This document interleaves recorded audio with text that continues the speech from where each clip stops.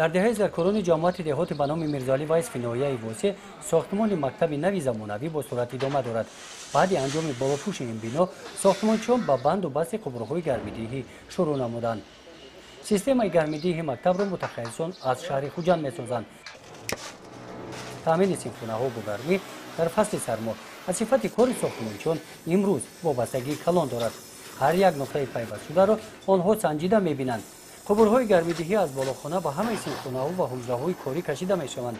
بوخانه به استفاده قوه برق و واسطه این پیچ با استفاده سوزشواری ارزان و دسترس انگشت گرم کرده می‌شود. پیچ علاوی را ساختمانچیان از شهر خوجند آوردند. بعد انجام ساختمان قبرها آن را به سیستم گرمیدهی پیوست می‌نمایند.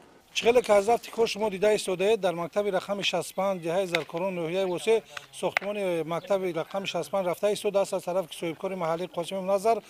عین حال کارهای ساختمانی قسمت بیرون بنا شکسترش تمام شده ایستاده است. قسمت نوی کار بنا آغاز می شود. رنگ و غبار تصمیم گرفته ایم که نیت داریم نصیب باشد هر چیز زودتر با صفت بلند ساختمان رو به استفاده دهیم. در ماه یول به نقشه گرفتگی هستیم که صحن بینای مکتب رو پورا آماده سازیم برای قبول بنا.